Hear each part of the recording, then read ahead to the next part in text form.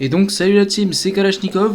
On se retrouve pour une vidéo Paris sportif du week-end. Aujourd'hui les gars, on va s'attaquer à 4 matchs. 2 matchs se situant en France, un autre en Espagne et un dernier en Angleterre. On va tout simplement commencer avec le premier match se situant en France. Et c'est le match opposant Angers contre Nantes. On va commencer en analysant Angers. Angers se situe à la 8ème place du classement de Ligue 1. C'est une équipe que je trouve super irrégulière depuis le début de saison. Angers est capable d'inquiéter les plus grosses équipes du championnat comme ils l'ont fait contre le PSG, Marseille et aussi le LOSC. Mais c'est une équipe aussi capable de se prendre par exemple à 3-0 contre Nice, preuve de l'énorme irrégularité qui entoure le SCO d'Angers. Ensuite les gars, on va analyser le FC Nantes. Comme vous l'avez vu, le limogeage de Raymond Domenech place cette équipe dans une situation très délicate. Ce limogeage s'est suivi d'une arrivée soudaine de Antoine Cambouaré.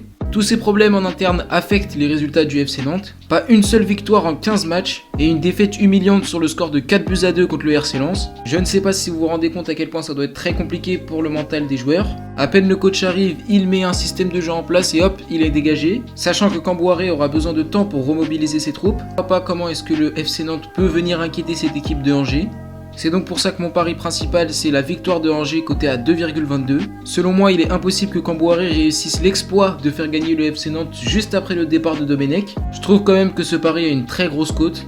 Et je vous conseille vivement ce pari sportif. Ensuite, le deuxième pari qui est le pari gourmand, c'est tout simplement Angers qui est la seule équipe à marquer. Peut-être que Cambouaré aura de meilleurs résultats que Domenech, mais je ne pense pas qu'il pourra remobiliser ses troupes dès le premier match, c'est trop compliqué. Et moi je pense vraiment que Angers va ne faire qu'une bouchée de Nantes. Et je vois pas les Nantais avoir le mental pour venir marquer ce but.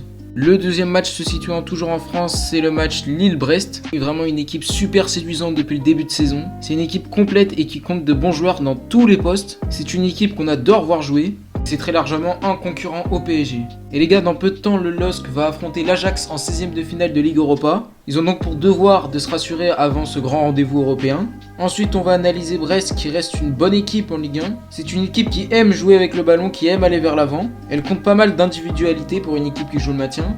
Le seul problème de cette équipe brestoise, c'est qu'elle manque de constance au fil des matchs. Elle a trop de mal à enchaîner les victoires et c'est ça qui lui fait défaut. C'est donc pour ça que mon premier pari, c'est Lille qui gagne le match. Je suis d'accord pour dire que Brest c'est vraiment une équipe intéressante en Ligue 1. Mais voilà, en face c'est le LOSC, c'est du solide, c'est du costaud. Ils ont besoin de points, ils ont besoin de cette victoire pour le moral avant le match contre l'Ajax. Ensuite le pari gourmand c'est le pari multi-choix où là on pronostique 3 scores. Et si un des 3 scores est juste, et bah vous avez gagné le pari. Donc ils sont au nombre de 3 et c'est les scores de 2-1, 3-1 et 4-1.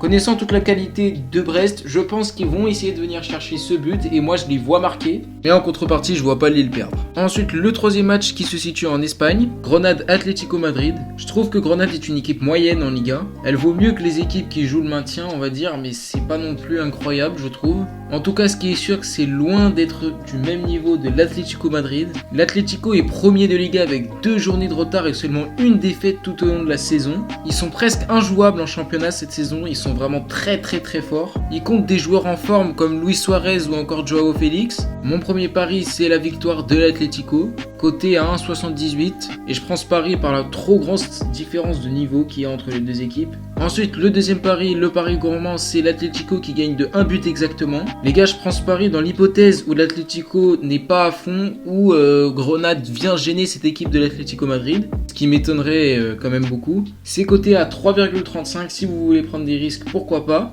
Je dis pas que ce pari est impossible, mais bon, pourquoi pas tenter. Mais en tout cas, moi je vous conseille vivement le premier. Enfin, le dernier match de la vidéo qui se situe en Angleterre, c'est tout simplement Arsenal contre Leeds United. Le Leeds United de Marcelo Bielsa qui est capable de tout. Alors de toute façon, c'est très simple à comprendre avec Leeds, soit ils mettent des branlées, soit ils s'en prennent. Et ça, c'est vraiment dû à la méthode Bielsa. C'est très rare de voir des matchs où Leeds joue et il n'y a pas beaucoup de buts. Sachant que Arsenal est une équipe super stable depuis le début de saison, je pense que ça va être un match très ouvert et c'est pour ça que mon premier pari c'est plus de 2,5 buts dans le match, c'est coté à 1,46. Enfin, le dernier pari de la vidéo, c'est tout simplement Bamford buteur de Leeds United que je trouve super sous-coté depuis le début de saison, 12 buts à son compteur, un très bon pied gauche, très technique, qui aime aller vers l'avant, il fait de très bons appels dans la profondeur et aime jouer collectif. Je trouve que ce style de buteur correspond bien à ceux qui marquent contre Arsenal, parce qu'on sait que David Luiz et Gabriel, le Brésilien, ils aiment pas trop ce type de buteur, on va dire.